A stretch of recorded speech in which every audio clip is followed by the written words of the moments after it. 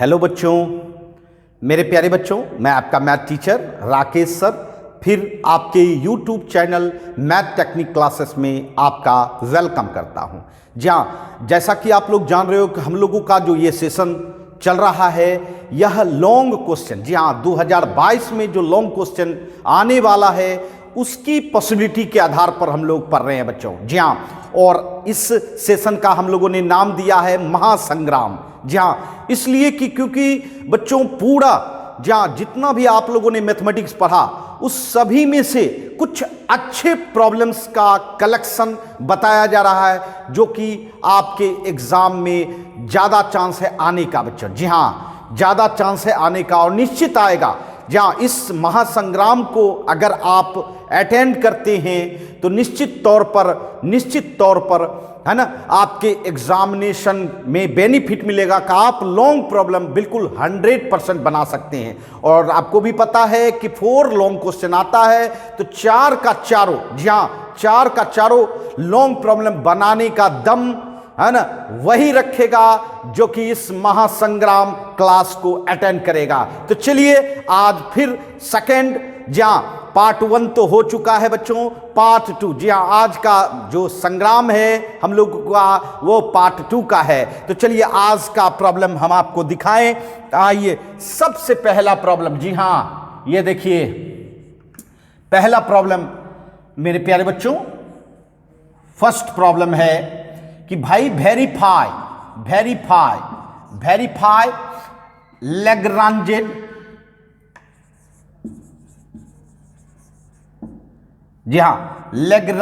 Mean value theorem.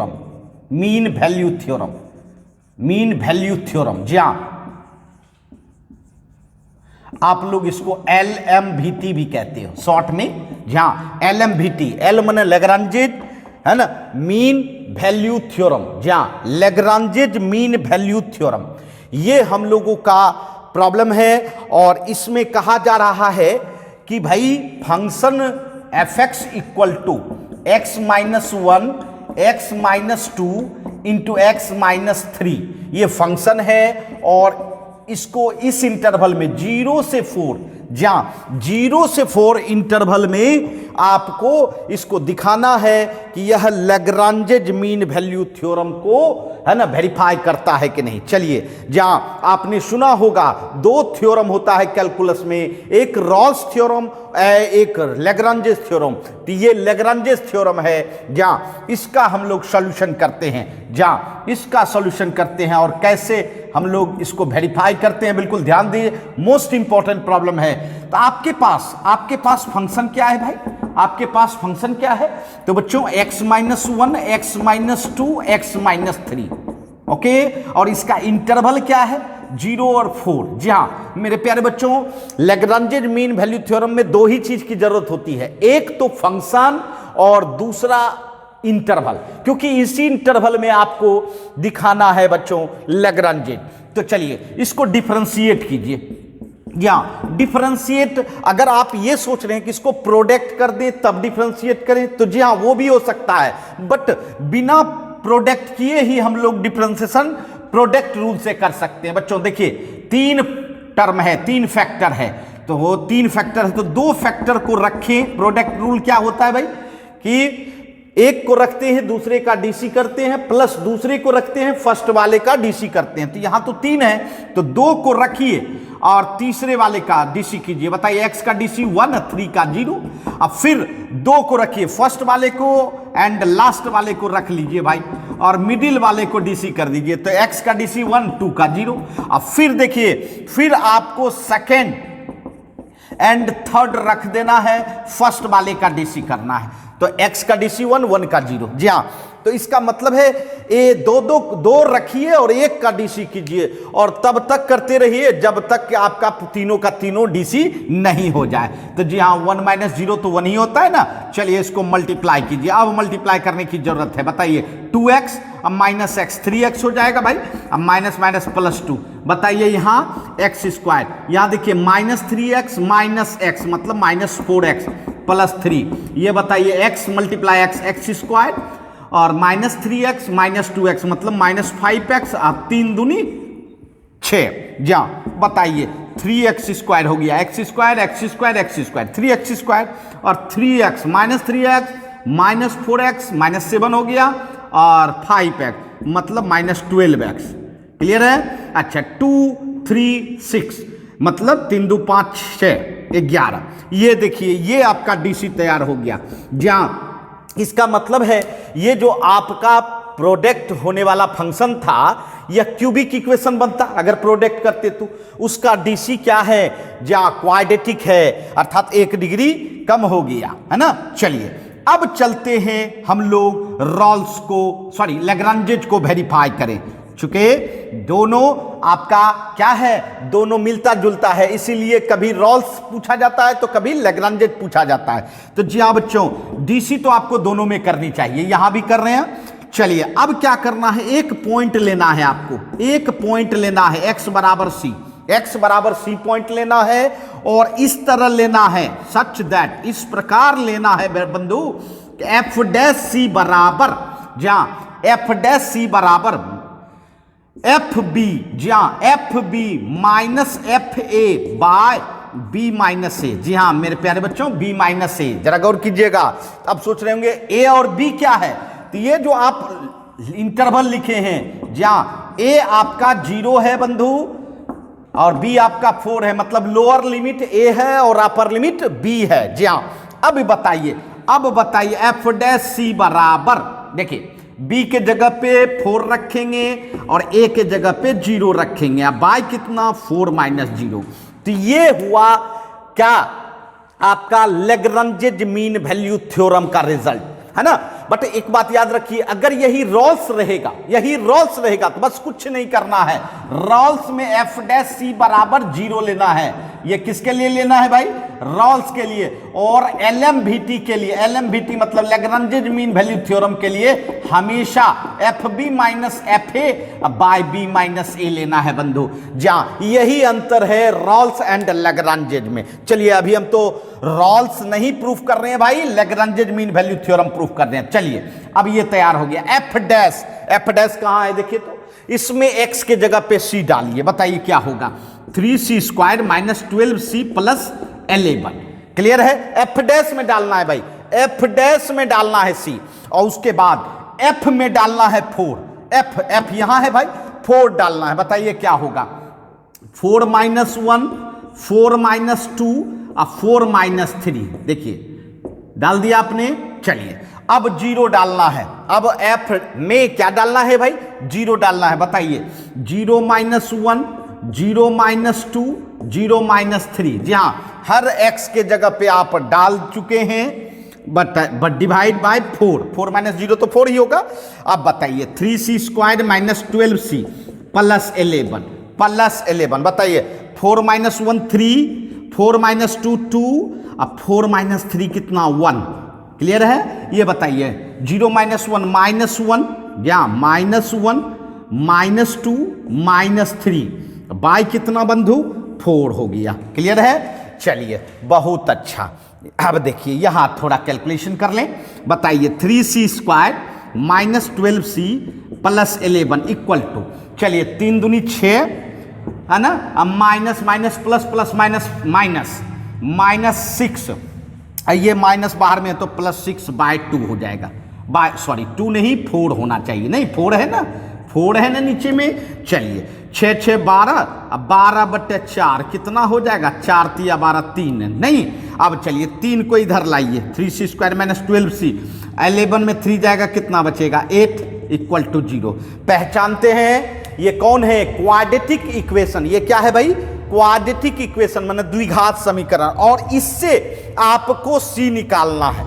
अगर वह c मेरे इस इंटरवल में 0 से 4 के बीच में आ जाए तो वेरीफाई हो जाता है। जहां यही नियम है, वेरीफाई हो जाता है। तो चलिए c बराबर -b माने +12 हो जाएगा, प्लस माइनस √b² माने बराबर है 44 से, अब माइनस 4 3 12 12 96, जी हाँ 4ac बाय 2a। क्लियर है?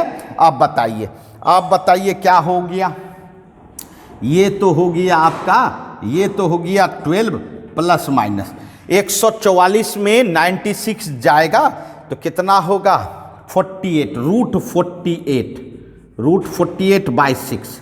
क्लियर है? आप बताइए रूट 48 बाई 6। चलिए यहां से तो आप ये निकाल चुके हैं, है ना, यहां से क्लियर हो चुका है। बताइए 48 का रूट निकालिएगा, 16 48। चलिए यहां देखते हैं 16 48, जहां 12 प्लस माइनस 16 48 मतलब 4√3। क्लियर है? अब बाय कितना 6। अब बताइए 12/6 प्लस माइनस 4√3 बाई 6। जी हाँ, लास्ट कैलकुलेशन तक देखेंगे, जी हाँ, तभी ना पता चलेगा कि आपका इंटरवल में आ रहा है कि नहीं। 6 दूनी 12 2 और ये हो गया 2√3 बाई 3। क्लियर है? अब चलिए बताइए √3 का मान कितना होता है भाई? 1.732 अप्रोक्स। ठीक है, तो बताइए 3 से अगर कटा दें लगभग क्या हो जाएगा? 0.3 छाका 18, 0.6 अप्रोक्स लिख दिए। अब बताइए 6 दूनी 12, 2 प्लस माइनस 6 दूनी 12 मतलब 1.2।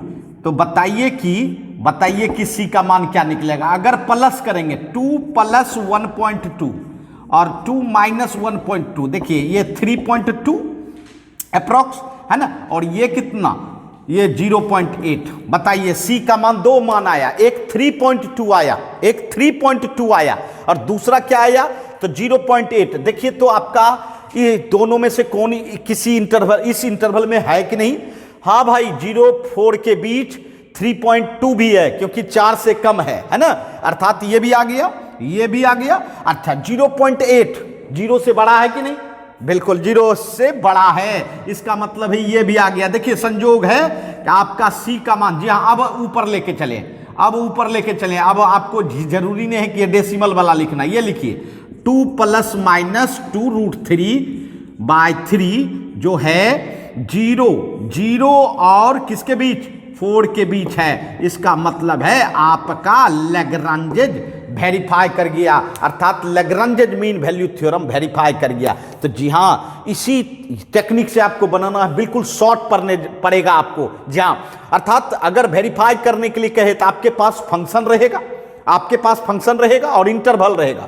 आप उसको डीसी कर देना और उसके बाद उसमें एक पॉइंट मानना। वह पॉइंट कैसा मानना भाई? तो एफ डैश सी बराबर f b minus f a by b minus a. मैंने बताया ही लैग्रांजेज में एफ डैश सी बराबर f b minus f a by b minus a होता है भाई, है ना। जहां तो ये ले लेना। उसके बाद ये एफ डैश में सी रखे और एफ में, जहां राइट साइड जो है एफ में रखा जाता है, एफ में फंक्शन में, उसमें upper limit and lower limit रख के कैलकुलेशन करके सी का मान प्राप्त करने का प्रयास करना। और जब सी का मान निकल जाए तो यह देखना है कि क्या हमारी इस इंटरवल में सी लाई कर रहा है। अगर लाई एक भी करता, जी हां, जरूरी नहीं कि दोनों करे, यहां तो दोनों कर गया, बहुत अच्छा संजोग है। प्लस भी हो सकता है और माइनस भी, दोनों में से कोई भी लाइक करे, मतलब आपका थ्योरम वेरीफाई हो जाता है। क्लियर है? और यही चीज अगर रॉल्स का प्रॉब्लम हो तो जी हां मेरे यारों, बस एक ही टेक्निक, यही बदल दे, एफ डैश सी बराबर 0 करके सी का मान प्राप्त कर लो और वह सी इस इंटरवल में आ जाए तो इसका मतलब है रॉल्स वेरीफाई कर जाएगा। क्लियर है? इसका मतलब है एक सवाल में, जी हां, दो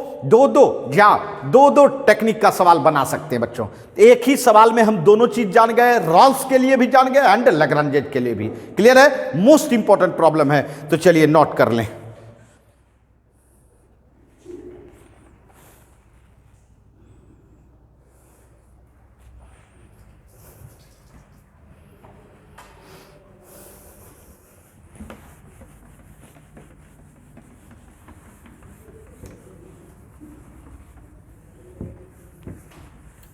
आइए अब हम लोग जहां दूसरा लॉन्ग क्वेश्चन देखें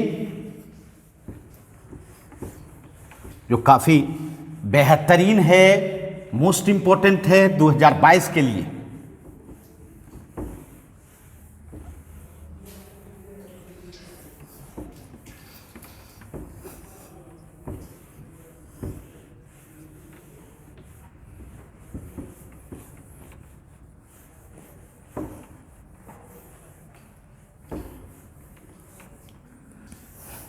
हाई।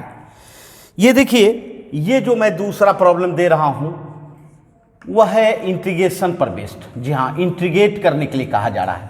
इंटीग्रेट करो किसको भाई?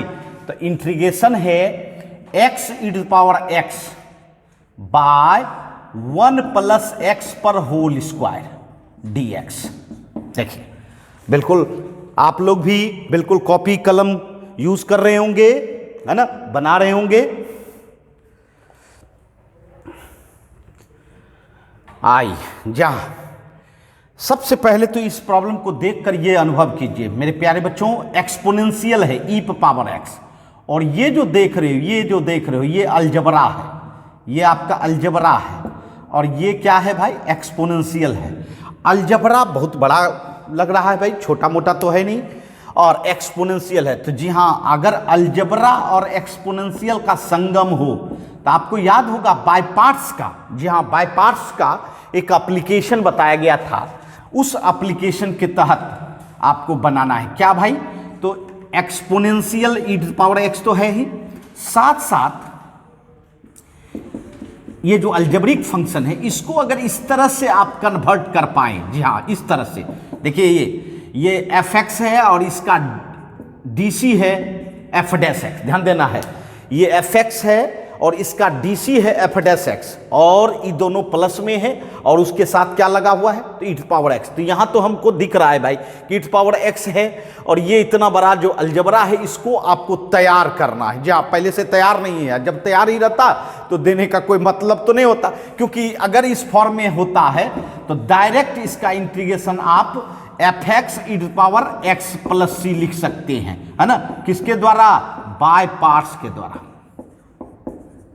By parts. जहां एक इंटीग्रेशन में आपने मेथड पढ़ा था, जहां उसी मेथड के तहत डायरेक्ट आप लिख सकते हो। और मैं बता देना चाहता हूं इस पर ऑब्जेक्टिव भी, जहां ऑब्जेक्टिव भी पूछा जाता है भाई, इसलिए बिल्कुल यह आपके लिए बहुत ही, है ना, बेनिफिट होने वाला है यह रिजल्ट, क्योंकि ऑब्जेक्टिव भी हम लोग सॉल्व कर सकते हैं। तो चलिए, अभी तो हम लोगों को सब्जेक्टिव करना है, आइए हम लोग बनाएं। देखिए, इंटीग्रेशन है मेरे प्यारे बच्चों, e⁻x है। आप क्या करो, नीचे में देखिए x के साथ क्या लगा हुआ है? +1, और ऊपर में सिर्फ x है, तो आप क्या करो, इसमें +1 जोड़ दो और -1 कर दो। कोई फर्क पड़ेगा क्या? बताओ। +1 जोड़ दिए और -1 कर दिए, अगर घटाना चाहेंगे तो कैंसिल करना चाहेंगे तो +1 -1 कैंसिल हो सकता है, बट हमको तो कैंसिल करना नहीं है, लाना है, और नीचे में 1 + x पर होल स्क्वायर। जी हाँ, मतलब पहला काम हुआ कि नीचे का जो चेहरा है उस चेहरा के रूप में ऊपर भी बनाए। जहां जो चेहरा नीचे था वही चेहरा आप कोशिश कर रहे हैं ऊपर बनाने का। बिल्कुल, यहां देखिए 1 + x हो रहा है कि नहीं? जहां अब आप क्या करो, इसको सेपरेट कर दो, अलग अलग कर दो। 1 + x बाय 1 + x पर होल स्क्वायर, अब -1 बाय 1 + x पर होल स्क्वायर। क्लियर? अब देखिए, अब आपका थोड़ा दो फंक्शन तो बन गया भाई। अब देखिए, दो फंक्शन, जी हाँ, ये एक fx बनाना है, एक f'(x), इसी की तैयारी है। ये और ये आप कैंसिल कर दो क्योंकि सेम है, तो 1 बाय 1 + x -1 बाय 1 + x पर होल स्क्वायर। अब ये देखना है, दो फंक्शन तो तैयार हो गया। जहां एक फंक्शन हुआ 1 बाय 1 + x, ध्यान देना है, एक फंक्शन हो गया 1 बाय 1 + x, और दूसरा फंक्शन जो है अगर देखा जाए, है ना, तो बच्चों इस बीच में प्लस कर दीजिए, यह माइनस इसके साथ कर दीजिए, तो दूसरा फंक्शन हो गया आपका, बोलिए क्या? -1 बाय 1 + x पर होल स्क्वायर। अब ये देखना है कौन किसका डीसी है, क्योंकि पहले तो हमको पता नहीं है। जी हाँ, तो पहले ये वाला लीजिए, छोटा वाला, देखिए fx = 1 बाय 1 + x, इसका डीसी करके देखना है। तो इस फंक्शन का डीसी करने के लिए आप सबसे पहले तो इसको ऊपर ले जाइए, -1 बना लीजिए। अब बताइए, डीसी करेंगे, डिफरेंशिएशन करेंगे मेरे प्यारे बच्चों, डिफरेंशिएशन करेंगे तो बताइए x⁻n का डिफरेंशिएशन क्या करते हैं? -1, 1 + x पे पावर -1 कितना हो जाएगा? -2।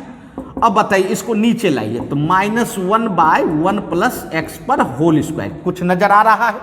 कुछ नजर आ रहा है? जी हाँ, इसका मतलब है पहले चांस में आपको पकड़ा गया। जी हाँ, अगर आपके दिमाग में कुछ चल रहा है और कुछ आइडिया है जैसे हमको आइडिया था 1/x का डिफरेंशिएशन क्या होता है, -1/x² होता है ना, तो -1/x² ये दिख रहा था, इसीलिए मैंने fx ये लिया था।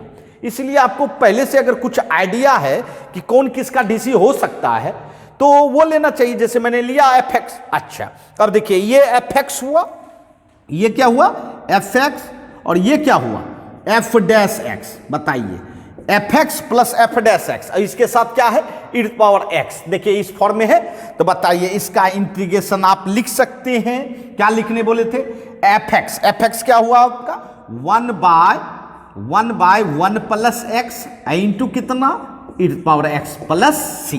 ये देखिए अर्थात ये रिजल्ट हो गया आपका e⁻x/1 plus x plus c। बोलिए क्लियर है, समझे बात। इसका मतलब है थोड़ी सी सिर्फ तैयारी करनी पड़ी, जी हाँ, और उसको तैयार करना पड़ा इस बाय पार्ट्स के रूप में, जी हाँ, और जैसे ही आप बाय पार्ट्स के रूप में तैयार किए तैसे आपका इंटीग्रेशन डायरेक्ट हो गया।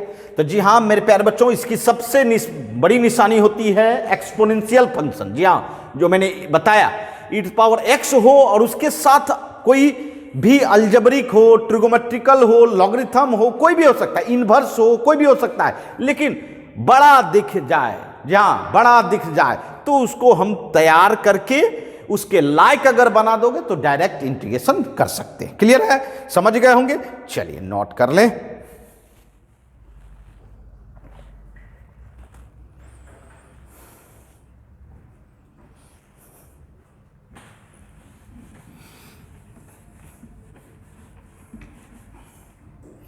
तो आप देख रहे होंगे काफी बेहतरीन सब प्रॉब्लम मिल रहा है मेरे यारों, जहां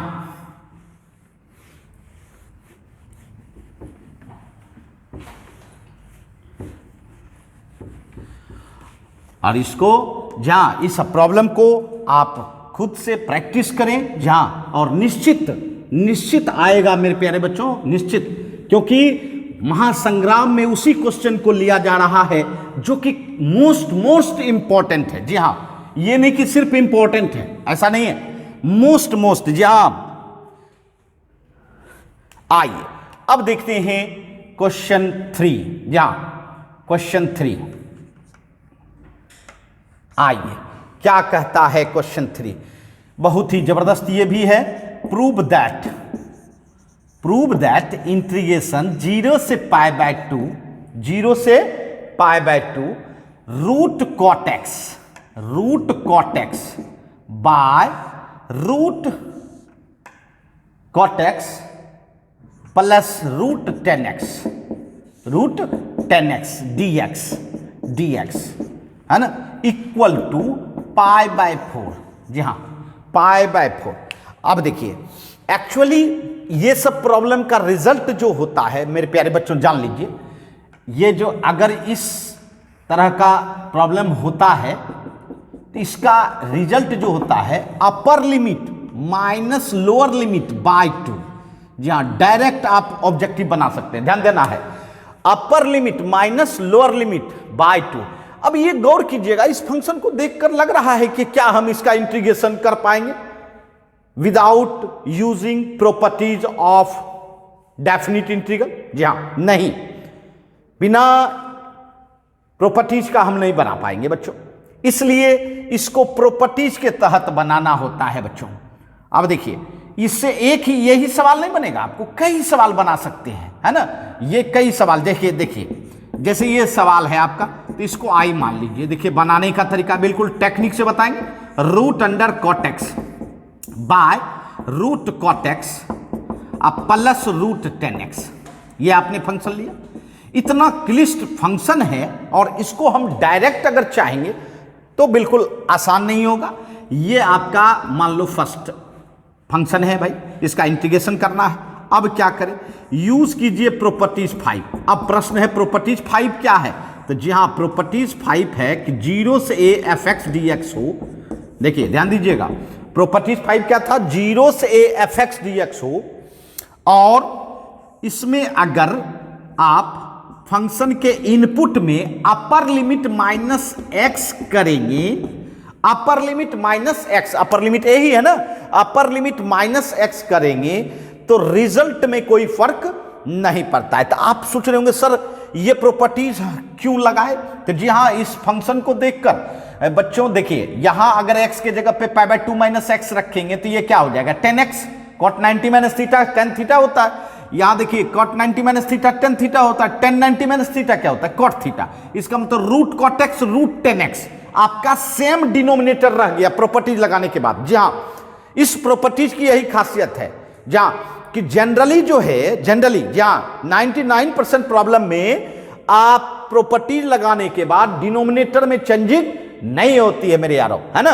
तो जी हां, यहां भी वैसा ही हो रहा है, इसलिए हमारे दिमाग में यह बात आया कि प्रॉपर्टीज 5 लगाना चाहिए। जी हां, के लिए लगाते रूट अंडर, बताइए कॉट एक्स के जगह पे क्या रखेंगे, upper limit minus x by root over cot upper limit minus x plus root over 10 upper limit minus x dx। Clear है, कोई परेशानी नहीं।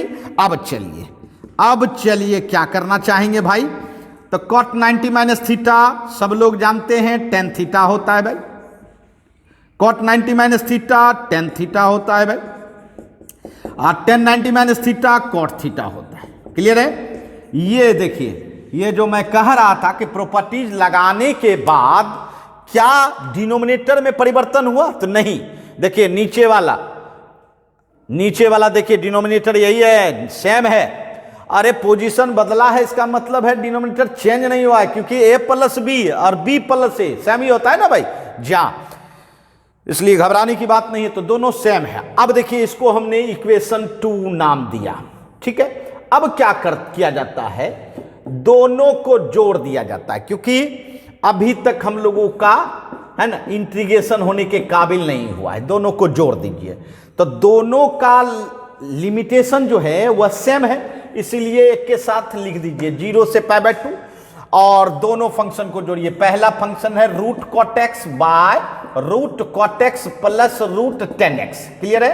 अच्छा, प्लस दूसरा है root 10x bye root 10x अब plus root cot x. Clear है, दोनों फंक्शन ले लिया, फर्स्ट का और सेकंड का, ठीक है। अब बताइए i प्लस आई कितना 2i, 0 से पाई बाय 2।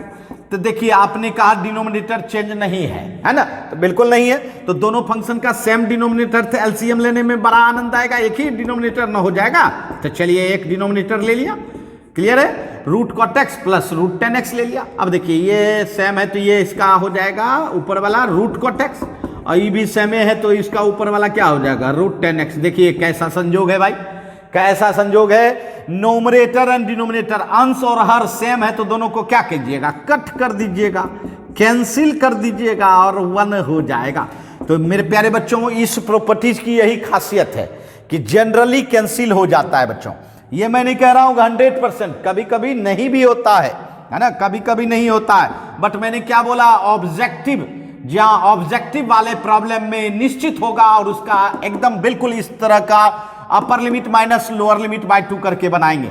अब बताइए 1 का इंटीग्रेशन x 0 से पाई बाय 2i, तो ये हो गया अपर लिमिट रखे x के जगह पे, फिर लोअर लिमिट रखे। बताइए i बराबर क्या हो गया पाई बाय 4, i बराबर क्या हो गया पाई बाय 4। जी हाँ, तो मेरे प्यारे बच्चों तरीका होता है इस तरह से, और ऑब्जेक्टिव बनाना है, एमसीक्यू बनाना है। ये देखिए एमसीक्यू बनाना है तो बिल्कुल अपर लिमिट माइनस लोअर लिमिट, तो क्या होता है पाई बाय 2 माइनस 0, अब बाय 2 तो पाई बाय 4। बिल्कुल दोनों को जहां जब मौका मिलेगा हमको निश्चित तौर पर ऑब्जेक्टिव का भी टेक्निक बताएंगे बच्चों। बट हम लोगों का ऑब्जेक्टिव, जहां ऑब्जेक्टिव का सेशन भी चल रहा है, जो कि काफी मजेदारी से बच्चों के द्वारा देखा जा रहा है बच्चों, बच्चे बना रहे हैं, तैयार कर रहे हैं जहां बच्चों। तो चलिए ठीक है, हम लोगों का लॉन्ग भी प्रॉब्लम हो रहा है और साथ साथ ऑब्जेक्टिव भी सॉल्व कर रहे हैं बच्चों। तो चलिए नोट कर लें।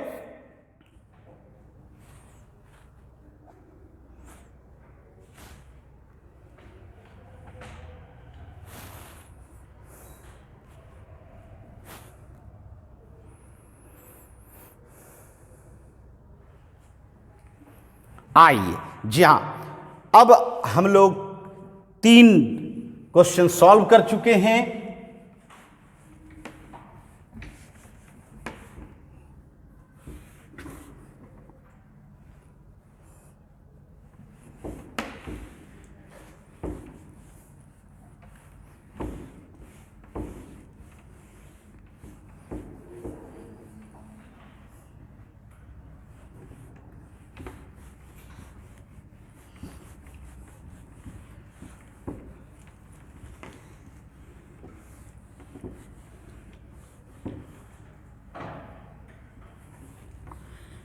आइए अब हम लोग क्वेश्चन नंबर 4, जो काफी बेहतरीन प्रॉब्लम मिलने जा रहा है भाई।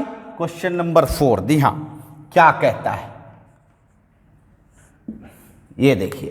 क्वेश्चन नंबर 4 मैं आपको, जो कि बहुत ही इंपॉर्टेंट रहता है, फाइंड द एरिया, जहां area of, find the area of circle, circle x square plus y square बराबर a square by using integration. जहां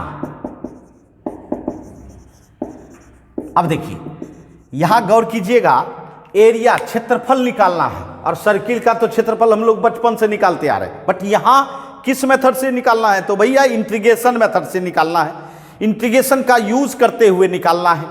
समझ रहे हैं मेरी बात? जी हाँ। तो यह याद होगा, आपने इसको पढ़ा होगा एप्लीकेशन ऑफ डेफिनिट इंटीग्रल में, जिसको एरिया बाउंडेड बाय कर्व कहते हैं। जी हाँ, तो मैंने आपको बताया था, जहां बताया ही नहीं था, आप अभी भी समझ सकते हैं। आपको सबसे पहले आपको समझना है किसको, कि आपके पास कौन सा कर्व है। जहां आपके पास कौन सा कर्व है यह समझना है। तो कर्व तो आपको पहले से पता है, इक्वेशन ऑफ कर्व आपका कौन सा है भैया? तो सर्किल है, वृत्त है, ये तो सब पहचानता है। X square plus y square बराबर ए स्क्वायर। ठीक है, तो पहले इस, बस सिंगल कर्व है भाई, इस सिंगल कर्व को पहले ड्रॉ करना है, और उस ग्राफ के द्वारा ही हम लोग एरिया निकाल सकते हैं। तो सबसे पहले सर्किल में ये जानिए कि सर्किल में दो चीज की प्रधानता होती है, एक सेंटर की, दूसरा रेडियस की। सेंटर क्या है भाई? X square plus y square बराबर ए स्क्वायर का सेंटर 0 0 माने ऑरिजिन होता है भाई। जहां कोई भी कहीं भी x square plus y square बराबर 1 दे, सेंटर 0 0, ध्यान देना है ना। X square plus y square बराबर 4, सेंटर 0 0, 9, सेंटर 0 0, जहां कोई भी रहेगा सेंटर 0 0 ही इस केस में, इस फॉर्म में होगा बच्चों। जहां अब बताओ रेडियस क्या है? तो रेडियस ए है। रेडियस क्या है? ए है। तो जी हाँ, दो चीज आपको हमेशा निकालना होता है सर्किल के इक्वेशन से, एक सेंटर और दूसरा क्या होता है भाई? रेडियस। तो सेंटर ऐसे भी समझ सकते हैं, एक्स में कुछ माइनस हुआ है क्या? नहीं, 0 0, कुछ नहीं होने का मतलब 0, इसलिए 0 सेंटर हुआ। और y में कुछ माइनस हुआ है क्या? नहीं, तो इसका मतलब है 0। अगर ऐसा लिख दें, x माइनस 1 पर whole square plus y minus 2 पर होल स्क्वायर बराबर 4, मान लो ऐसा सर्किल का इक्वेशन दे दें, तो इसमें सेंटर क्या बोलोगे भाई? तो x में 1 माइनस वाई तो 1 होगा, y में 2 माइनस वाई तो 2 होगा, मतलब सेंटर हो जाएगा 1 2। क्लियर है? जा, तो जो x में माइनस होता है, y में माइनस होता है, वही अल्फा बीटा, मतलब ये अल्फा हुआ, ये बीटा हुआ। ठीक है, तो जी हाँ, पहला काम है सेंटर निकालना, और उसके बाद रेडियस निकालना, और तब उसका फिगर बनाना। आइए अब हम लोग क्या करें? तो भाई फिगर बनाते हैं। चलिए फिगर बनाते हैं। तो बच्चों फिगर कोई भी हो, एक्स एक्सिस और वाई एक्सिस आपको ड्रॉ करनी होगी।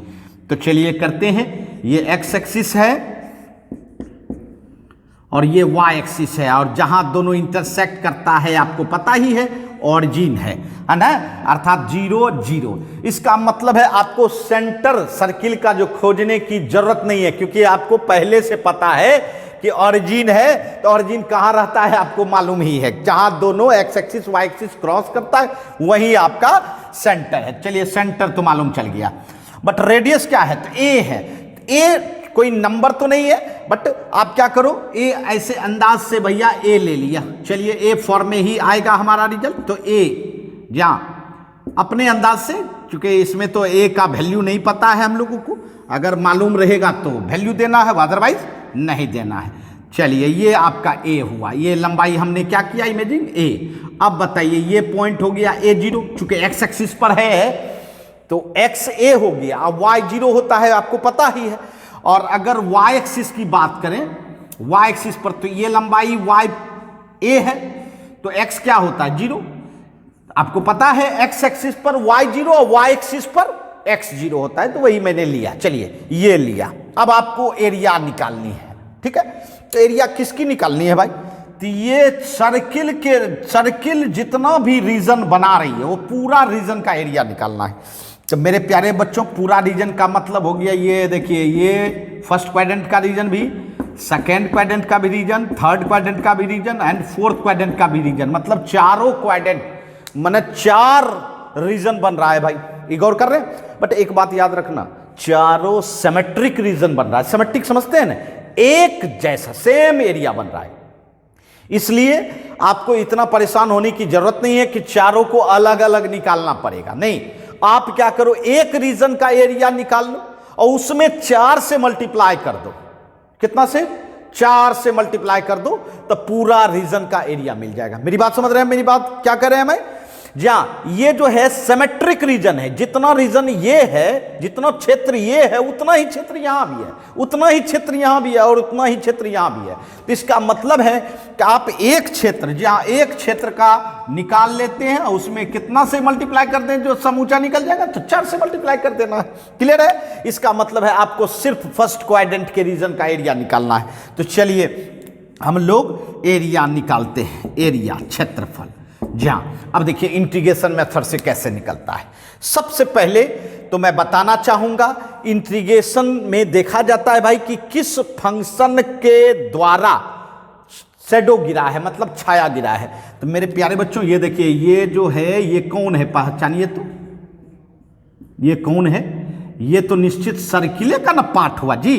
तो ये सर्किल हुआ, ये क्या है? सर्किल है। ठीक है, इस सर्किल का छाया गिरा है एक्स एक्सिस पर, यही ना। तो इस सर्किल का छाया गिरा है एक्स एक्सिस पर, ठीक, एक्स एक्सिस पर।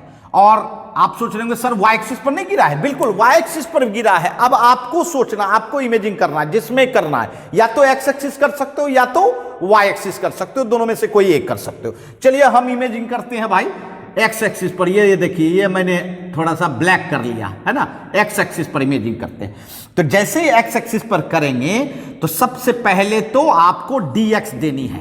क्या देनी है? जी हाँ, dx। और यदि आप y एक्सिस कंसीडर करते हैं छाया को, तो इसका मतलब है यहां क्या देनी होगी? dy देनी होगी। बट हमने क्या कंसीडर किया भाई? x एक्सिस कंसीडर किया है तो dx लिया। और इसका जस्ट उल्टा वेरिएबल लेंगे, यहां x लिए हैं तो इसका जस्ट उल्टा y लेंगे। और y किसका लेंगे? तो मेरे प्यारे बच्चों सर्किल का लेंगे, सर्किल का। क्यों? क्योंकि सर्किल का ना छाया गिरा है। अभी हम हैं यहां तो निश्चित मेरा ना हॉरिजॉन्टल पर छाया गिरा है जहां, उसी तरह ये कर्व है आपका सर्किल, इस सर्किल का छाया गिरा है तो वाई सर्किल। और इसी को इंटीग्रेट करेंगे कहां से कहां तक, तो ये देखना होगा छाया आपका कहां से कहां तक गया है। तो 0 से a तक। कहां से कहां तक? 0 से a तक। जी हाँ, ये देखिए 0 से a। तो फर्स्ट रीजन का, जी हाँ, ये जो देख रहे हो ये फर्स्ट क्वाड्रेंट का आपको एरिया मिल गया। अब क्या करना चाहेंगे? हमको तो चारों क्वाड्रेंट का निकालना है ना। तो मैंने क्या बोला था? चारों सिमेट्रिक है, इसलिए 4 से आप मल्टीप्लाई कर दो। कितने से मल्टीप्लाई कर दो? 4 से। क्लियर है? जा, तो आपको पूरा क्षेत्र का एरिया निकल जाएगा। सर्किल कितना रीजन बना रहा है, उस समूचा सर्किल का एरिया मिल जाएगा। अब बताइए 0 से a, बताइए y यहां से सर्किल के कर्व से y का मान निकालिए बंधु।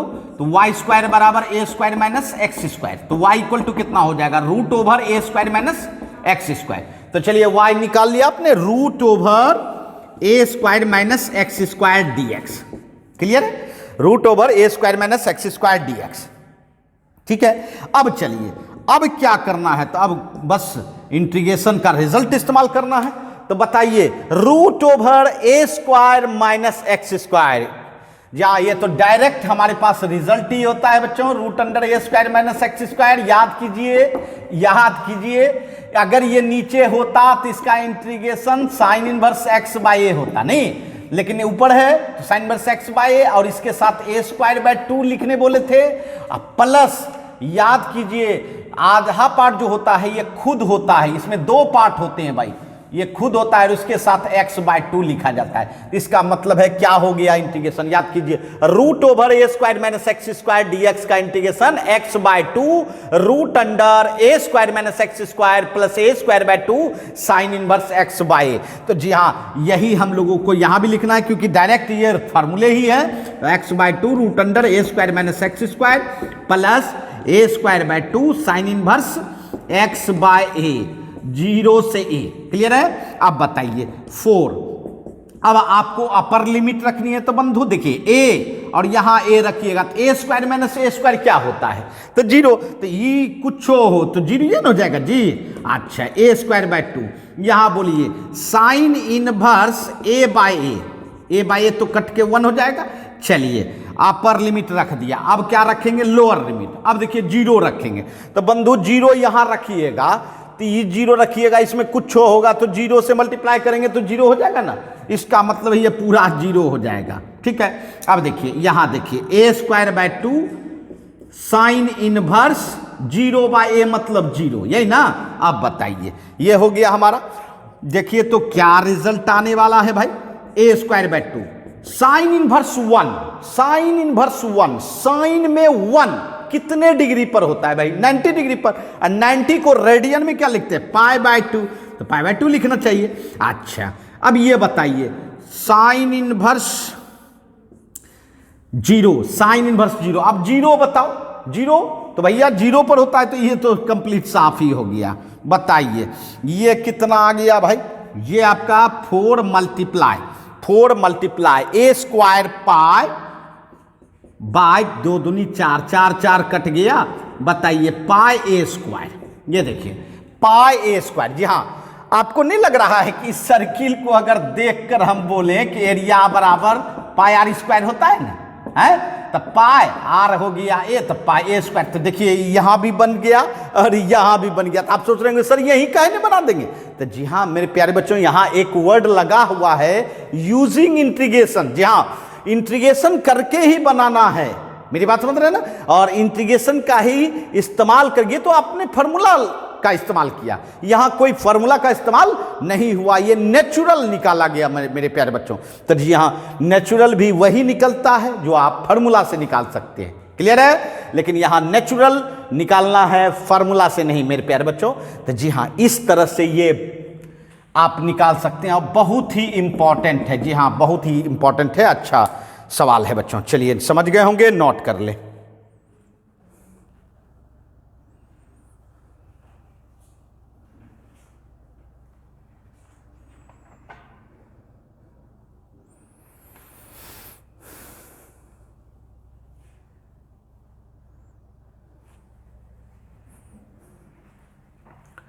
आइए अब हम लोग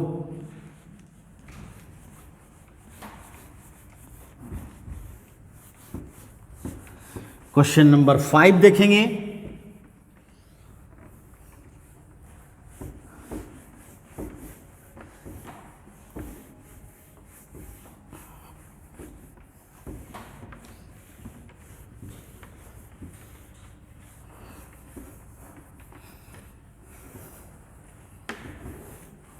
आइए जहां मेरे प्यारे बच्चों क्वेश्चन नंबर 5, क्वेश्चन नंबर 5 देखेंगे मेरे प्यारे बच्चों।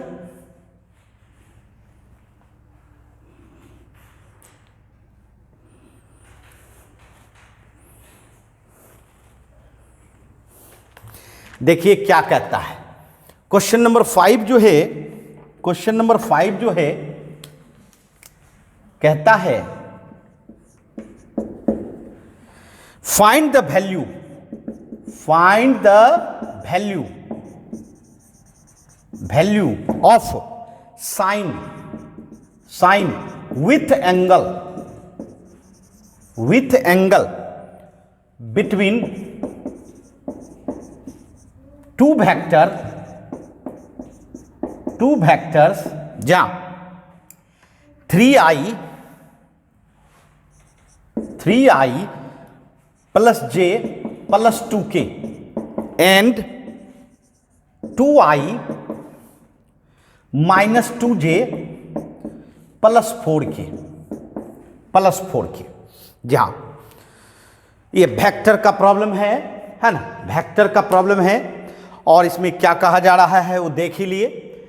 सबसे पहले तो हम दोनों वेक्टर को कंसीडर करें, क्या दोनों वेक्टर को कंसीडर करें। ये देखिए ये फर्स्ट वेक्टर है जिसको वेक्टर ए नाम दिया, वेक्टर ए नाम दिया, ठीक है, क्लियर है। और दूसरा वेक्टर, वेक्टर बी, जी हाँ इसको बी वेक्टर नाम दो, दे दिया। अब प्रॉब्लम कह रहा है कि इसके बीच में जो एंगल बन रहा है, vector a and vector b के बीच में जो एंगल बन रहा है थीटा, जो भी बने, नहीं जो भी बने, मुझे पता नहीं है, थीटा जो भी बने, जहां उस थीटा को साइन के साथ यूज करके, मतलब साइन थीटा का मान बताना है। बताइए, साइन थीटा का मान बताना है, उस एंगल का किस में यूज करना है, किस ट्रिगोमेट्रिकल फंक्शन में, तो साइन का। तो आपको पता है साइन का यूज कहां होता है, किस प्रोडक्ट में, याद कीजिए। तो मेरे प्यारे बच्चों, आपने पढ़ा होगा डॉट प्रोडक्ट में, अगर देखा होगा तो vector a dot vector b बराबर क्या होता है, mod of A mod of b cos theta, मतलब इसमें कॉस आता है। और साइन तब किस में आता है, तो भैया क्रॉस में आता है, वेक्टर ए क्रॉस वेक्टर बी बराबर mod of A mod of B sine theta n cap. जी हाँ, ये देखिए एन कैप एक यूनिट वेक्टर है, पता ही है आपको, यूनिट वेक्टर है बंधु। जहां इसका मतलब है अगर आप साइन थीटा डायरेक्ट निकालना चाहते हैं तो क्रॉस प्रोडक्ट का यूज करना चाहिए, और कॉस थीटा अगर निकालना रहता तो भाई डॉट प्रोडक्ट का यूज करना चाहिए। क्लियर है? लेकिन अगर आपकी इच्छा है कि नहीं हम डॉट ही यूज करें, अर्थात पहले कॉस ही निकाल लें, बिल्कुल निकाल सकते हैं, और उसी को कन्वर्ट करके ट्रिगोमेट्री में तो हमारे पास रिजल्ट है, ट्रिगोमेट्री के द्वारा साइन में बदल लेंगे, ऐसा भी कर सकते हैं, ये आपकी मर्जी है। चलिए हम लोग जानते हैं तो क्यों ना साइन क्रॉस का ही यूज करें। तो चलिए सबसे पहले तो आपको ए क्रॉस बी निकालना चाहिए, और ए क्रॉस बी कैसे निकालते हैं बंधु, तो डिटर्मिनांट लेते हैं, फर्स्ट रो में क्या लेते हैं, आई जे एंड के, फर्स्ट रो में क्या लेंगे, आई जे के, है ना, और सेकेंड रो में ए का कंपोनेंट, वेक्टर ए का कंपोनेंट लीजिए 3 1 2, और थर्ड रो में वेक्टर बी का कंपोनेंट 2 -2 4, 2 -2 4। क्लियर है? अब चलिए इसका रिजल्ट निकालते हैं। डिटर्मिनांट तो सभी लोग जानते हैं, चलिए आई लिया, हॉरिजॉन्टल वर्टिकल छोड़िए, चलिए 4 माइनस माइनस प्लस 4, ठीक है, फिर माइनस जे लेंगे, माइनस जे लेंगे, बोलिए हॉरिजॉन्टल वर्टिकल छोड़ा, क्रॉस मल्टीप्लिकेशन कीजिए, 4 तिया 12 2 दूनी 4, और प्लस के लीजिए, प्लस के लीजिए, हॉरिजॉन्टल वर्टिकल छोड़ा, 3 दूनी 6 -2, ठीक है। अब बताइए 4 4 8 आई, -8 जे, अब -8 के, देखिए बहुत अच्छा, यहां देखिए, क्लियर है, बिल्कुल, इसका मतलब ए क्रॉस बी निकल गया। अब मैं बता दूं क्या, इसका मॉडुलस भी आप निकाल लो, हो सकता है मॉडुलस भी इस्तेमाल हो, √8² -8² प्लस -8² प्लस -8², ठीक है। तो अब देखिए क्या होगा,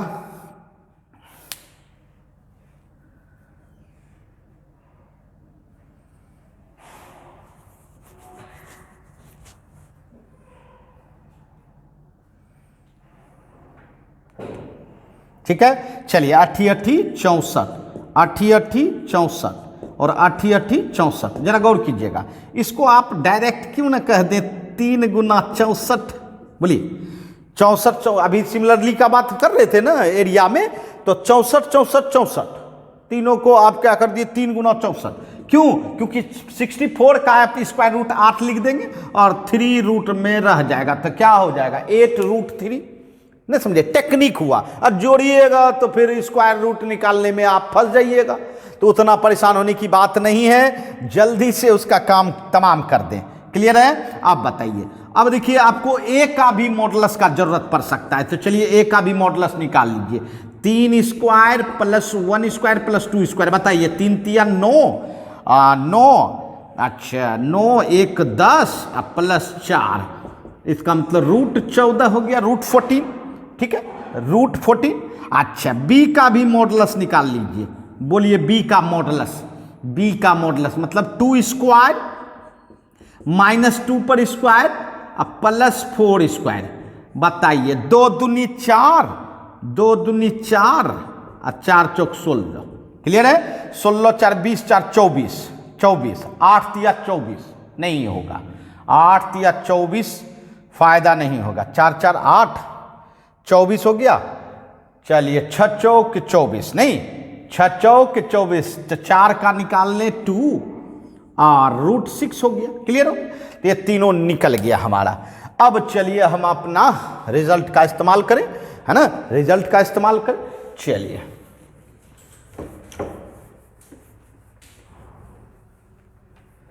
देखिए बंधु, तो आपको पता है जी हाँ, वी नो दैट क्या, तो वेक्टर ए क्रॉस वेक्टर बी, है ना, equal to mod of A mod of B sine theta. और ये जो एन कैप था यूनिट वेक्टर, इसको अगर हटाना चाहते हैं तो मॉडुलस लगा दीजिए। ये देखिए मॉडुलस लगा दीजिए, मॉडुलस लगा दीजिएगा तो वन हो जाके खत्म हो जाता है ना, क्योंकि यूनिट वेक्टर का अगर मॉडुलस लिया जाए तो इसका रिजल्ट 1 हो जाता है, इसलिए मैंने हटा दिया क्योंकि उसका कोई काम है नहीं मेरे यार। अब बताइए ए क्रॉस बी मॉडुलस का वैल्यू कितना है भाई? 8√3 है। अच्छा, फिर देखिए मॉड ऑफ ए का मान कितना है? तो √14 है भाई। अच्छा, मॉड ऑफ बी का मान कितना है? तो 2√6 है भाई। एंड साइन थीटा, चलिए आ गया समय साइन थीटा निकालने का। साइन थीटा बराबर क्या हो जाएगा? तो दोनों डिवाइड में हो जाएगा, 8√3 बाय √14 2√6। क्लियर है? अच्छा, ये बताइए ये आपका कितना हो जाएगा भाई? तो ये तो 7 दूनी 14, नहीं 7 दूनी 14, ये देखिए कटा दीजिए, ठीक। तो 4√3 अब बाय ये आपका हो गया √7 और √2 और √6 को 3 दूनी 6, √3 इंटू √2, यही ना। √14 का लिख दिए 7, √7 इंटू √2, √6 को लिख दिए √3 √2। अब बताइए √3 तो कैंसिल हो गया और √2 2 होता है, तो 2 दूनी 4 हो गया, मतलब 2/√7। बोलिए साइन थीटा का मान क्या निकल गया? तो 2/√7 आपका साइन थीटा का मान निकला। क्लियर है? तो जी हाँ, ये वेक्टर पर बेस्ड प्रॉब्लम था मेरे यार, जहाँ वेक्टर अलजबरा जो आप लोगों ने पढ़ा था उसी पर बेस्ड था। क्लियर है? समझ गए? चलिए नोट कर लें।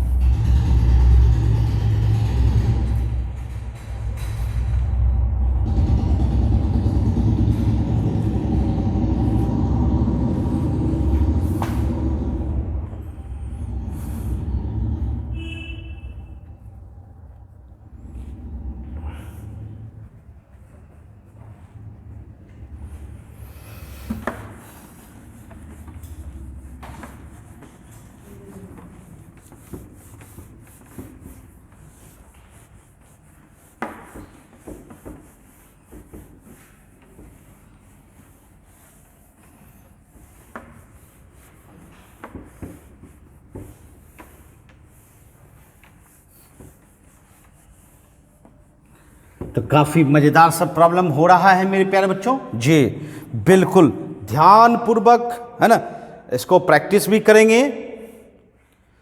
आइए क्वेश्चन नंबर 6 हम लोग देखें बच्चों, जहाँ और क्वेश्चन नंबर 6 देखिए किससे है?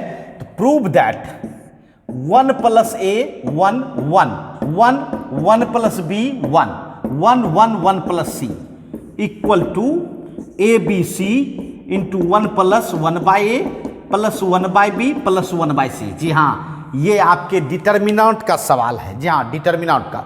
और मैं बता देना चाहता हूँ बहुत ही बेहतरीन सवाल है।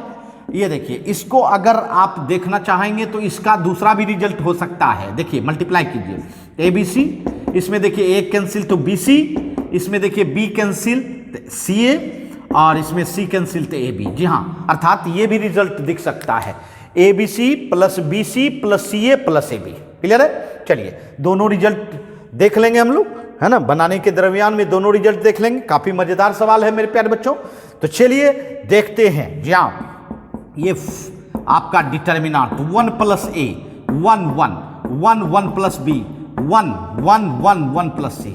बताइए डिटर्मिनेंट जब आपके सामने आता है मेरे प्यारे बच्चों, तो सबसे पहले तो इसको तोड़ने के लिए आपको थोड़ा तैयारी करनी होगी। तो तैयारी करने का मतलब है जीरो बनाने का मकसद। क्या बनाने का मकसद होता है भाई? जीरो, जी हाँ, जीरो जितना बन जाए, डिटर्मिनेंट में जीरो जितना बन जाए। तो थोड़ा सा मेहनत करें। चलिए C1 को C1 माइनस C2 करें, C1 को C1 माइनस C2 करें, और C2 को C2 माइनस C3 करें। कर सकते हैं ना, जहां दो ऑपरेशन एक साथ कर सकते हैं। आपको पता है पहला कॉलम को दूसरे कॉलम में घटाइए तो इसमें इसको घटाइए तो क्या बचेगा भाई, A बचेगा। इसमें इसको घटाइए तो माइनस B बचेगा। इसमें इसको घटाइए तो जीरो बचेगा, बचेगा ना। जा चलिए अब देखिए दूसरे कॉलम को तीसरे कॉलम में माइनस कीजिए। चलिए 1 माइनस 1, देखिए जीरो मिल रहा है ना। जा जीरो मिले तो हम लोग काम करते हैं। जा घटाइए B, यहां घटाइए माइनस C, 1 1 1 प्लस C। देखिए कितना अच्छा है, जा दो प्लेस पर तो जीरो आ गया। चलिए अच्छा काम है। अब इसको एक्सपेंड कर दीजिए, प्लस माइनस प्लस, इसको एक्सपेंड कर दीजिए। तो बताइए फर्स्ट रो के रिस्पेक्ट में, किसके रिस्पेक्ट में एक्सपेंड करते हैं, फर्स्ट रो। तो जी हाँ, आप किसी भी रो के रिस्पेक्ट में एक्सपेंड कर सकते हैं, बट हमारे सामने फर्स्ट रो ज्यादा बेहतर लगता है भाई। चलिए फर्स्ट रो में आपको पहला एलिमेंट ए लेना है भाई। तो बताइए प्लस ए है, ए का अगर लेंगे हॉरिजॉन्टल, वर्टिकल छोड़ेंगे तो क्या रहेगा, बी माइनस सी और 1 1 प्लस सी रहेगा ना। फिर जीरो को तो लेने की जरूरत नहीं है, जीरो के साथ कोई भी रहेगा तो जीरो हो जाएगा भाई, क्योंकि आपको पता है जैसे ए है तो ए के साथ आपको लेना है, उसी तरह जीरो के साथ लेना है। तो जीरो तो मल्टीप्लाई करेंगे तो जीरो हो जाएगा। चलिए प्लस 1 लेते हैं, जीरो के साथ जो भी लेंगे वह तो जीरो हो जाएगा। अब फिर प्लस 1 लेते हैं। चलिए प्लस 1, हॉरिजॉन्टल वर्टिकल छोड़िए, क्या होगा, माइनस बी जीरो, अब बी एंड माइनस सी। जी हाँ, यही फायदा है जीरो होने से। आइए अब आप एक्सपेंड करके इसके रिजल्ट को पहुंच जाओगे भाई। बताओ क्या है, ए, चलिए इसको क्रॉस करो, बी से मल्टीप्लाई करो, b plus B C minus c multiply 1 तो माइनस सी तो प्लस सी हो जाएगा भाई। ये देखिए ये तो आपका साफ ही हो जाएगा। चलिए 1 वाला काम करें। ये देखिए minus minus plus B C, minus minus plus B C, अब माइनस जीरो मल्टीप्लाई बी कितना हो जाएगा, जीरो हो जाएगा। ठीक है, अब चलिए अब बताइए ए से मल्टीप्लाई कीजिए, ए बी सी ए बी सी। ठीक है, अब सीधा कर दीजिए, A B C plus B C plus C A plus A B. ये देखिए आपका दूसरा रिजल्ट ही पहले दिख गया। क्लियर है, पहला रिजल्ट नहीं दिखा है तो चलिए पहला रिजल्ट भी दिखाएं। जी हाँ, पहला रिजल्ट भी दिखाएं। ये भी रिजल्ट आ चुका है मेरे यार, है ना। जी हाँ, जो सेकेंड रिजल्ट था वो भी आ चुका है। ये देखिए ये है आपका। अब देखिए दूसरा रिजल्ट के लिए क्या करें, बस कुछ नहीं, आप क्या करो, सबसे एबीसी कॉमन ले लो, क्योंकि देख रहे हो ना एबीसी बाहर में। चलिए कॉमन ले लिए। अब बताइए एबीसी तो है, तीनों है तो 1 हो गया। इसमें देखिए बीसी ही है, ए नहीं है, तो जो नहीं है उसको कर्जा लेना पड़ता है ना भाई, तो 1/a हो जाएगा। यहां देखिए सी ए है, बी नहीं है, मतलब बी कर्जा लेगा। यहां ए बी है, सी नहीं है तो सी कर्जा लेगा। ये देखिए आप आ गए दूसरे रिजल्ट में भी। अर्थात क्या हो गया भाई, तो A B C into 1 plus 1/a plus 1/b plus 1/c। Clear है। तो जी हाँ, ये भी प्रॉब्लम काफी मजेदार है और मोस्ट इंपॉर्टेंट है बच्चों। तो चलिए इसको भी समझ गए तो नोट कर ले।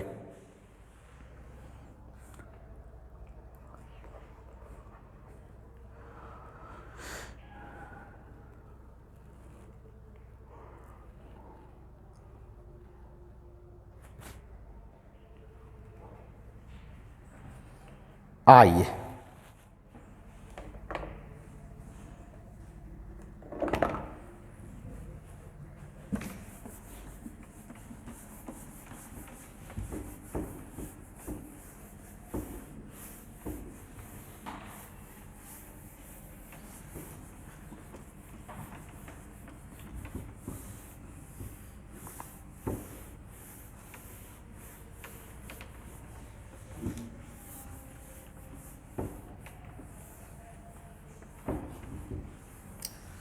अब हम लोग क्वेश्चन नंबर 7 देखेंगे, जो कि सबको पता है बच्चों कि ये जो है एलपीपी, जी हाँ सॉल्व एलपीपी, क्योंकि एक प्रॉब्लम निश्चित गारंटी के साथ और दूसरा इसका सॉल्यूशन भी मैं आपको बिल्कुल ट्रिक से बता रहा हूं, ग्राफिकली सॉल्व करना है। अच्छा, z बराबर, जी हां, z बराबर आपका, z बराबर क्या है, तो -3x प्लस वाई है। z इक्वल टू क्या है भाई, -3x प्लस वाई है, जिसका आपको क्या निकालना है, तो मैक्सिमम निकालना है। क्या निकालना है बंधु, मैक्सिमम, अधिकतम मान। मैक्सिमम मतलब क्या होता है भाई, अधिकतम, जी हां, सबसे अधिक मान निकालना है, अधिकतम वैल्यू। दो ही चीज होता है इसमें, एक तो मैक्सिमम या दूसरा क्या, मिनिमम। एग्जैक्ट वैल्यू नहीं निकलता है, हमेशा मैक्सिमम और मिनिमम। इसी के कारण इसको ग्राफ के द्वारा सॉल्व किया जाता है। उसके बाद इसमें जो है कंडीशन के रूप में सब्जेक्ट टू कांस्टेंट जो दिया है वो देख लें, जहां किस कंडीशन से यह मैक्सिमम और मिनिमम ला सकता है ना, किस कंडीशन से। चलिए वो देख लेते हैं, वो देख लेते हैं। तो बताइए क्या कंडीशन है, तो भैया x plus 2y is less than equal to 8, ठीक है। और दूसरा है 3x plus 2y is less than equal to 12, और तीसरा है xy is greater than equal to 0। ये देखिए, जहां तो आपको याद होगा हम लोग का जो महासंग्राम फर्स्ट पार्ट था उसमें भी मैंने एलपीपी का प्रॉब्लम लिया था, क्योंकि एलपीपी का प्रॉब्लम जो है हर सेक्शन में, हर पार्ट में लेंगे बच्चों, क्योंकि ये तो एक आपका डिफिनिट है, निश्चित है बच्चों। जहां तो ये देखिए, आपको हमने बताया था कि जिस रिजल्ट, जिस लीनियर एक्सप्रेशन का, ये लीनियर एक्सप्रेशन है भाई, जिस लीनियर एक्सप्रेशन मतलब रैखिक एक्सप्रेशन का मैक्सिमम या मिनिमम निकालना हो, उसको हम लोग क्या नाम दिए थे भाई, ऑब्जेक्टिव फंक्शन। जी हाँ, इसकी जरूरत नहीं है, अब आपको सिर्फ नाम जानना था, ऑब्जेक्टिव फंक्शन इसको नाम दिए थे। और यह जो मैक्सिमम या मिनिमम होगा वह किस शर्तों के आधार पर, ये जो देख रहे हैं ये लीनियर, इसको क्या बोले थे, लीनियर इनइक्वेशन। क्या बोले थे, लीनियर इनइक्वेशन, मतलब रैखिक असमानिका। इस शर्तों के द्वारा इसका मैक्सिमम चाहिए हमको। तो जी हां, ग्राफ के द्वारा, जी हां, किसके द्वारा, तो ग्राफ के द्वारा हम लोग इसको सॉल्व करेंगे। बट ग्राफ किसका ड्रॉ करने के लिए बताए थे, जो कि कंडीशन है, जो कि कंडीशन है उसका ग्राफ ड्रॉ करेंगे। तो चलिए ग्राफ ड्रॉ करते हैं। जी हां, ग्राफ ड्रॉ करते हैं। तो किसका ड्रॉ करना है भाई, तो लीनियर इनइक्वेशन का। तो चलिए इसके लिए भी टेक्निक दिए हैं, वी हैव टू सॉल्व। जी हाँ, सॉल्व कर रहे हैं किसके द्वारा भाई, तो ग्राफिकली सॉल्व कर रहे हैं। ऐसे भी ग्राफ के ही द्वारा हम लोग सॉल्व कर पाएंगे इसको। तो चलिए सबसे पहला लीनियर इनइक्वेशन क्या है आपका, x plus 2y is less than equal to 8। जी हाँ, ये पहला लीनियर इनइक्वेशन है। और दूसरा जो लीनियर इनइक्वेशन है 3x plus 2y is less than equal to 12। और ये जो तीसरा है मेरे यार, x और y greater than equal to 0, ये गांठ बांध लीजिए आप, एलपीपी के हर सवाल में है। और ये जो है नॉन निगेटिव बताए थे कि निगेटिव कभी नहीं होता, हमेशा पॉजिटिव होता है। और जब दोनों पॉजिटिव हो तो बस इतना सा बताना है कि यह फर्स्ट क्वाड्रेंट का आपको रीजन लेना है, क्षेत्र लेना है। जो आप ग्राफ बनाओगे उसमें जो क्षेत्र आएगा उस क्षेत्र में से, जी हां, सिर्फ और सिर्फ किस क्षेत्र का आपको लेना है भाई, तो फर्स्ट क्वाड्रेंट का, अर्थात प्रथम पाद का। जी हां, तो चलिए उसका ग्राफ ड्रॉ करने की जरूरत नहीं है, बस इस दोनों का ग्राफ ड्रॉ करना है। तो जी हां, मैंने आपको टेक्निक बताया था कि ये इनइक्वेशन है, बट इसका इक्वेशन लिखिए, जिसको हम लोगों ने नाम दिया था सी कोरस्पॉन्डिंग इक्वेशन। इक्वेशन माने समीकरण, अर्थात इसको समीकरण बनाएंगे। समीकरण कैसे बनाएंगे, तो समीकरण लेस देन या ग्रेटर देन से नहीं बनता है, समीकरण बस बराबर 8 दे दीजिए, बस समीकरण बन गया। बस इसका भी समीकरण बना है 3x प्लस 2y बराबर 12। अब बताओ इसे पहचानते हो, जी हाँ जरूर पहचानते हो कि रैखिक समीकरण है, और रैखिक समीकरण का ग्राफ हमेशा स्ट्रेट लाइन होता है। तो हमको स्ट्रेट लाइन ड्रॉ करना है। क्या ड्रॉ करना होता है, स्ट्रेट लाइन, सरल रेखा। और कोई भी सरल रेखा जो है उसको ड्रॉ करने के लिए आपको कितने पॉइंट की जरूरत होगी, तो 2 पॉइंट की मिनिमम जरूरत होती है। 1 पॉइंट से नहीं ड्रॉ कर सकते। जब भी आपको जरूरत होगी तो कितने पॉइंट की जरूरत होगी, तो 2 पॉइंट से आप ड्रॉ कर सकते हैं। तो 2 पॉइंट हम लेंगे, एक एक्स एक्सिस का पॉइंट लेंगे, और दूसरा वाई एक्सिस पर। तो कहिएगा सर क्यों आप एक्स एक्सिस लेते हो? इसलिए कि मुझे पता रहता है कि एक्स एक्सिस पर कहीं भी पॉइंट रहेगा, ध्यान देना, एक्स एक्सिस पर कहीं भी पॉइंट रहेगा। ये देखिए मैं ड्रॉ कर लिया एक्स, चूंकि ग्राफ बनाना ही है तो थोड़ा सा यहां भी हम लोग देख लें। चलिए ये वाई और ये ऑरिजिन। अब मैं बताना चाहूंगा एक्स एक्सिस पर कहीं भी कोई पॉइंट लोगे तो उसका वाई कोऑर्डिनेट 0 होता है। याद रखना, एक्स पर कहीं भी कोई भी पॉइंट लिया जाता है तो उसका वाई कोऑर्डिनेट क्या होता है? 0 होता है। बस हमको पहले से पता रहता है कि एक्स एक्सिस पर किसी भी पॉइंट का वाई पार्ट 0 होता है, इसलिए हम लोग वाई पार्ट में क्या करते हैं, वाई 0 रख देते हैं। भाई देखिए कितना शॉर्ट ट्रिक है, वाई 0 रख देते हैं। तो बताइए वाई 0 रखेंगे तो एक्स बराबर 8 निकल जाएगा कि नहीं? बिल्कुल, अर्थात आपको एक्स एक्सिस पर पॉइंट पता चल जाएगा कि भैया 8 0 पर है। कहां है भाई? 8 0 पर। देखिए पहला स्ट्रेट लाइन का पॉइंट पता चल गया, ठीक है। वही चीज अगर वाई एक्सिस पर निकालना चाहेंगे, कहां निकालना चाहेंगे? तो वाई एक्सिस पर दूसरा पॉइंट निकालना चाहेंगे तो वाई एक्सिस पर मेरे यार जब एक्स पर वाई 0 होता है तो वाई एक्सिस पर क्या होगा? एक्स 0, उल्टा। तो जी हां, वाई एक्सिस पर कहीं भी पॉइंट मिलेगा तो आपका एक्स 0 हो जाता है। क्या हो जाता है भाई? एक्स 0। जा इसलिए हम लोग क्या करते हैं, वाई एक्सिस पर एक्स बराबर 0 रख देते हैं। x बराबर 0 रखेंगे तो 2y बराबर कितना होगा? 8 होगा, अर्थात y बराबर 4 हो जाएगा। इसका मतलब है दूसरा पॉइंट जो है वह क्या मिलेगा? तो दूसरा पॉइंट हो गया भाई 0, दूसरा पॉइंट हो गया 0 और 4, दूसरा पॉइंट हो गया 0 और 4। मैंने पहला पॉइंट हो गया एक्स एक्सिस पर 8 0 और दूसरा पॉइंट क्या हो गया? 0 4। बोलिए इसका मतलब है इस दोनों पॉइंट से आपका काम हो जाएगा? नहीं, चलिए दोनों काम हो जाएगा। क्लियर है? इसका मतलब है आप x प्लस 2y बराबर 8 का ग्राफ स्ट्रेट लाइन खींच सकेंगे। चलिए इसका भी निकाल ही देते हैं। बताइए इसमें भी तो स्ट्रेट लाइन खींचना है ना, तो इसमें भी तो आपको 2 पॉइंट चाहिए। तो 2 पॉइंट कहां कहां चाहिए? एक्स एक्सिस पर। कहां कहां? एक्स एक्सिस पर। चलिए एक्स एक्सिस में बोलिए क्या रखना चाहिए? y बराबर 0। चलिए y बराबर 0 रखेंगे, जस्ट उल्टा, दिमाग में यही रखना, एक्स एक्सिस पर y 0, y एक्सिस पर x 0।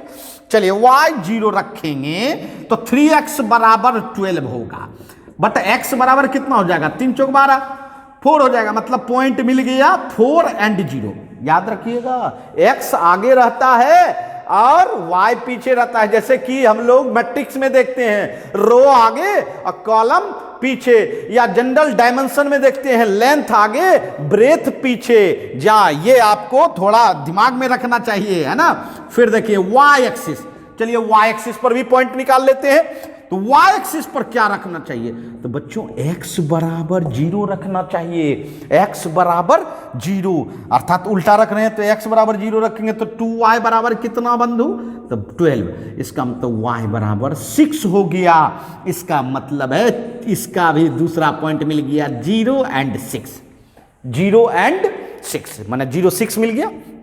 चलिए मैंने पहला स्ट्रेट लाइन का भी आपने 2 पॉइंट निकाल लिया जिसकी जरूरत थी, और दूसरा स्ट्रेट लाइन का भी 2 पॉइंट निकाल लिया जिसकी आपको जरूरत थी। अब आप ग्राफ बिल्कुल दोनों का ड्रॉ कर सकते हैं।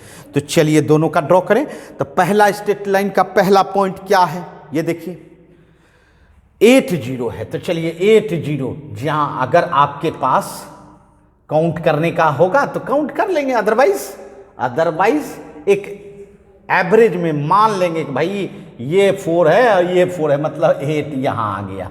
चलिए 8 0 ले लिया। क्लियर है? अच्छा अब चलिए दूसरा क्या लेना है? दूसरा पॉइंट तो 0 4 लेना है। तो चलिए 0 4 भी ले लेना है ना, 0 4 लेना है। तो देखिए ये पॉइंट ले लेना है 0 4। मैंने एक अंदाज किया कि ये 4 पार्ट है, ठीक है। जहां अगर गिनती होगी तो 1 2 3 4 कर लेना है बस, है ना, जहां ग्राफ पेपर होगा तो। अदरवाइज है ना एक एवरेज आपको लेना है, क्योंकि आपको एग्जैक्टली ग्राफ ड्रॉ करने का मकसद नहीं है, ग्राफ के द्वारा सॉल्व करने का है, समझिएगा। इसलिए ग्राफ एक सिस्टम यहां बनाया गया है, ग्राफ का, है ना कि हमको ग्राफ की जरूरत है, ग्राफ की जरूरत है, ग्राफ के द्वारा हम सॉल्व कर रहे हैं, इसलिए ग्राफ की जरूरत है, ग्राफ को ड्रॉ नहीं करना है, ग्राफ एक्चुअल ग्राफ जरूरत नहीं है मुझे, समझ रहे हैं मेरी बात। तो चलिए देखिए, ये देखिए 4 0। अब ये बताइए कि 8 0 का अध्ययन होगा, तो चलिए सी पॉइंट हो गया 4 0। ओह नो, इस लाइन को खींच दे, इस लाइन को खींच दे। सबसे पहले ये लाइन आपने खींच दिया, है ना, ये लाइन खींच दिया मेरे यारों। अब ये बताइए इसका इक्वेशन क्या है, ये पहले ये लाइन खींच दीजिए। चलिए ये लाइन का इक्वेशन क्या है भाई, x + 2y = 8। क्लियर है। अब देखिए इसका ये क्षेत्र भी देखना होगा, ये लाइन तो आपने खींच दिया, ये इक्वेशन का लाइन हुआ, लेकिन आपको इन इक्वेशन चाहिए, तो इन इक्वेशन का जो होता है वह प्लेन होता है। यह जो लाइन है यह 2 साइड बनाता है, एक ऑरिजिन साइड, एक ऑरिजिन के अपोजिट साइड, है ना।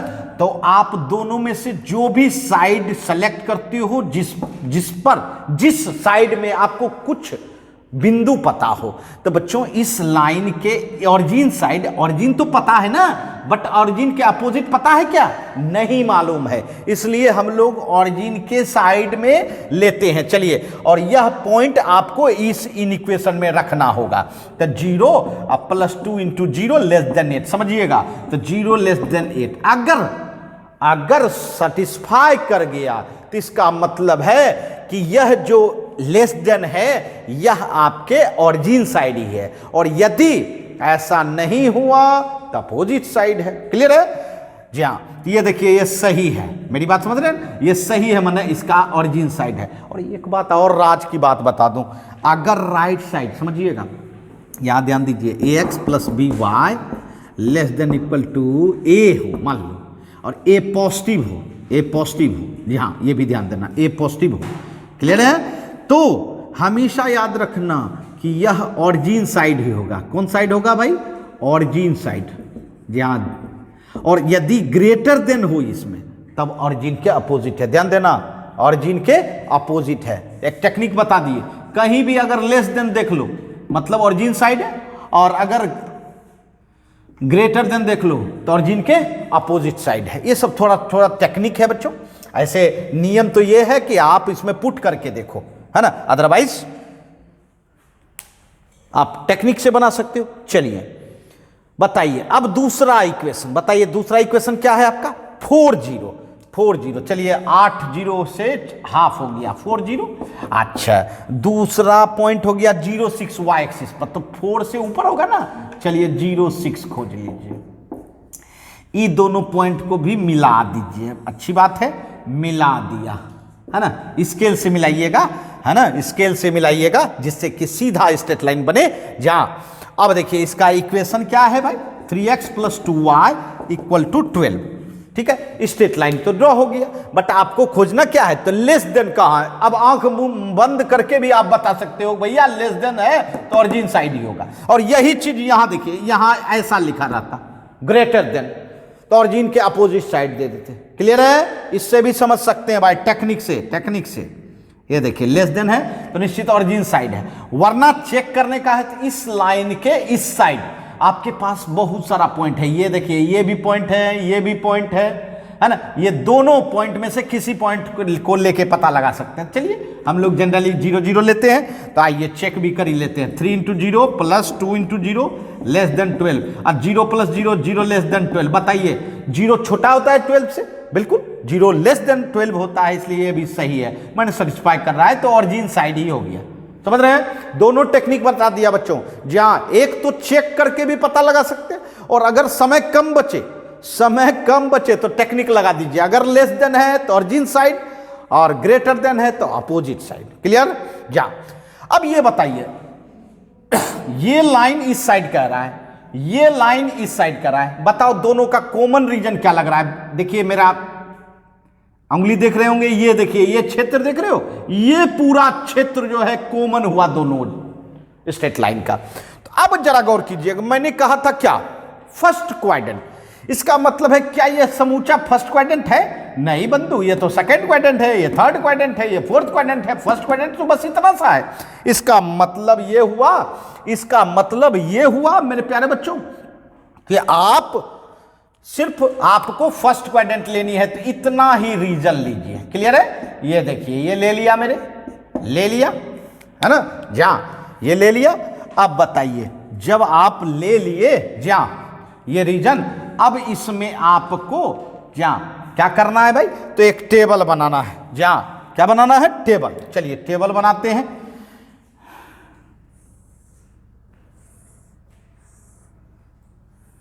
ये टेबल बनाया, ठीक। इसमें एक तरफ एक्स वाई लेना है भाई, और दूसरे तरफ आपका objective function -3x + y। Clear है? ले लिया। आपको इसी का मैक्सिमम चाहिए। अब देखिए, पहला पॉइंट आपके पास पता है, इस रीजन का बाउंड्री पॉइंट कौन सा हुआ? एक ये हुआ, एक ये हुआ, और एक दोनों क्रॉस हो रहा है, ये हुआ, समझ रहे हैं, और एक ये हुआ। इसका मतलब है ये तो आपको पता है 0 0, ये भी 4 0 पता है, बट ये जो क्रॉसिंग हुआ है दोनों लाइन, ये पता नहीं है। तो इसका तो आपको पता है, दोनों इक्वेशन को क्या करना है, हल कर देना है, सॉल्व कर देना है। ये देखिए यहां कर देता हूं, x + 2y = 8। आप लोग भी जल्दी से बताओ क्या होगा, दोनों का इक्वेशन सॉल्व करेंगे तो भाई minus minus minus cancel, -2x = -4, x = 2, और x = 2 रखेंगे तो 8 - 2 6, मतलब y = 3। इसका मतलब पॉइंट हो गया 2 3, पॉइंट हो गया क्या? 2 3। चलिए ये भी पता चल गया। और फिर एक पॉइंट बी आपका है, ये है 0 4। चलिए सब में सब पॉइंट रखें, 0 0 पहले रखें। अब बताओ 0 + 0 कितना हो जाएगा? 0। फिर 4 0 देखो, 4 0 देखो, 4 रखेंगे, 4 × 12 + 0 मतलब -12। उसके बाद 2 3 बताइए, 2 रखेंगे, 3 दूनी 6 -6 और 3, इसका मतलब -3।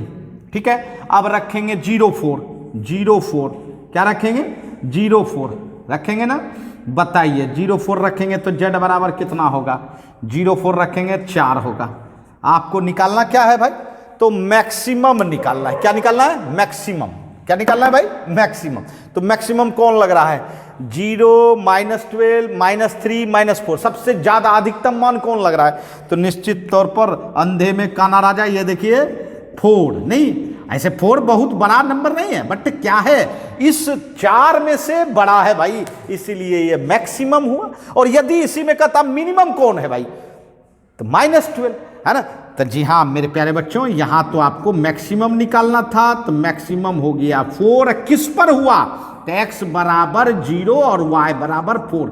जी हाँ, ये जो पॉइंट देख रहे हो, x = 0 और y = 4, ये इसी पॉइंट पर हमको ऑब्जेक्टिव फंक्शन का क्या मिला? तो मैक्सिमम मिला। ऑब्जेक्टिव फंक्शन का क्या मिला? मैक्सिमम मिला। जी हाँ, इसीलिए मेरे प्यारे बच्चों, इसको बिल्कुल अस्थिर से बनाना होता है, समझदारी से बनाना होता है, और हर टेक्निक को अप्लाई करते हुए बनाना होता है। तो जी हाँ मेरे प्यारे बच्चों, ये लॉन्ग क्वेश्चन में गारंटी के साथ, और तुम लोग को पता चल रहा होगा कि निश्चित तौर पर इस महासंग्राम में आपको LPP, जी हाँ, जो भी प्रॉब्लम है कंसेप्ट के साथ बताया जा रहा है। तो निश्चित तौर पर काफी मजेदार सेशन चल रहा है मेरे प्यारे बच्चों, और इसके लिए जी हाँ निश्चित लाइक होता है, लाइक बनता है, तो लाइक करना ही चाहिए। और साथ साथ अपने मित्रों को, जहाँ अपने मित्रों को भी यह क्लास शेयर करें, जिससे कि वह भी अपने एग्जाम के लिए फायदा उठा सके। जी हाँ, एग्जाम के लिए फायदा उठा सके। और हमारा जो एग्जाम होने वाला है ना, वह बहुत ही इम्पोर्टेंट है हमारे लिए, क्योंकि हम लोगों को बिल्कुल मिल के मेहनत करना चाहिए, है ना। तो चलिए आज के लिए इतना ही। ये हम लोगों का जहाँ महासंग्राम का सेकेंड पार्ट था। अब अगले पार्ट में फिर मिलते हैं। बाय बच्चों।